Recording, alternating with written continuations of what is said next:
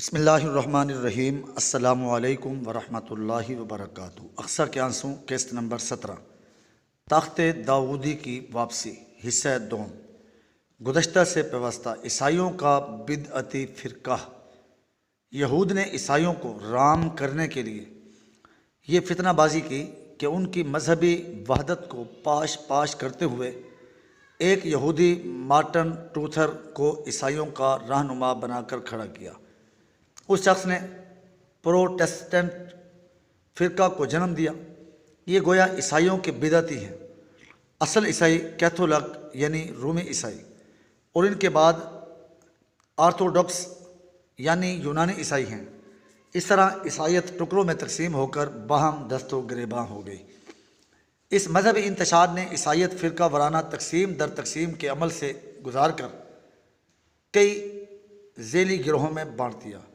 خصوصاً پروٹسٹنٹ کے ان کی بنیاد ہی احتجاجی مزاج پر رکھی گئی تھی۔ ان کے کچھ گروہ خالصتاً یہود کی پیداوار اور ان کے اعلی کار ہیں، خاص طور پر بپٹسٹ اور خاص طور پر ایونجلسٹ ان کے پروردہ ہیں۔ پھر ستم ظریفی یہ ہوئی کہ یہود جب ہسپانیہ سے نکل کر امریکہ بھاگے اور نیو یارک کو جیو یارک بتایا گیا، تو یہود کے ساتھ ساتھ پروٹسٹنٹ عیسائی کیتھولک عیسائیوں کے خوف سے بھاگ بھاگ کر امریکہ پہنچنے لگے، اور آج امریکہ میں انہی کی اکثریت ہے۔ امریکہ کا مشہور منہ پھٹ اور گستاخ پادری جیر فال ویل نیز پاٹ رابن اور جارج رونس جیسے وسیع نشریاتی نیٹ ورک رکھنے والے عیسائی مبلغ دراصل ایونجلسٹ ہیں، جو یہود کی طرح اس بات کے قائل ہیں کہ جلد از جلد تیسری عالمگیر جنگ آرمیگڈون یا ہرمجدون ہونی چاہیے، تاکہ عظیم تر اسرائیل وجود میں آئے، تھرڈ ٹیمپل یعنی ہیکل ثالث تعمیر ہو، یہاں تخت داؤدی لا کر رکھا جائے اور اس پر مسیح دجال بیٹھ کر عالمی حکومت کی باغ دوڑ سنبھالیں۔ یہاں تک عیسائیوں یہودیوں میں اتفاق ہے۔ اس کے بعد اتنا فرق ہے کہ یہودیوں کے خیال میں ملیسا یاہ آئے گا اور تخت داؤدی پر وہی بیٹھے گا، جبکہ عیسائیوں کے خیال میں حضرت عیسیٰ علیہ السلام تشریف لا کر اس تخت پر براجمان ہوں گے۔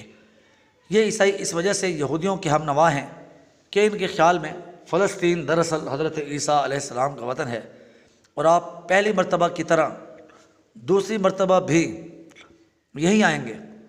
اب عیسائی خود تو پورا زور لگا کر مسلمانوں سے القدس کو چھین نہ سکے، لہذا وہ یہود کی حمایت کر رہے ہیں تاکہ وہ مسلمانوں کو یہاں سے بے دخل کر دیں، اور حضرت مسیح علیہ السلام تشریف لے آئیں تو سارے یہودی بھی عیسائی ہو جائیں گے۔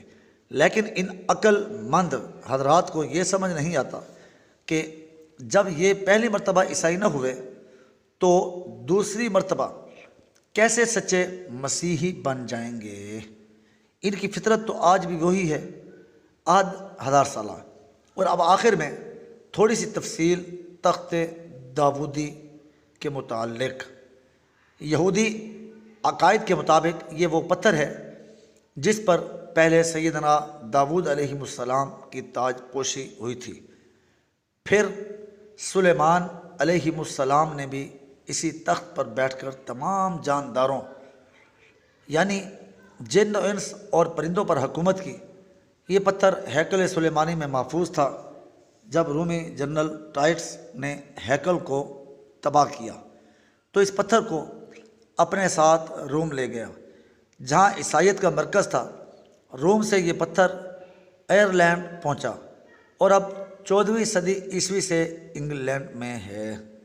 آئرش، سکاٹس اور انگلش بادشاہوں اور ملکاؤں کی تاج پوشی اسی پتھر سے ہوتی رہی۔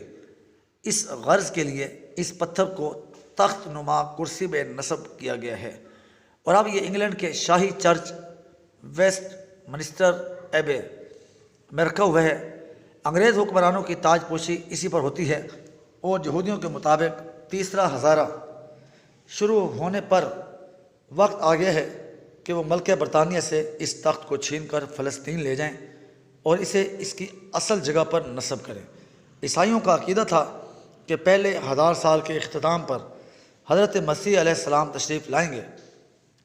جب ایسا نہ ہوا تو ان کا اور یہودیوں کا مشترکہ اور پختہ عقیدہ ہے کہ اب 2000 سال کے اختتام اور تیسرے ہزارے کے آغاز پر تو ضرور ہی یہ واقعہ ہوگا۔ یہ عقیدہ عہد 1000 سالہ کہلاتا ہے۔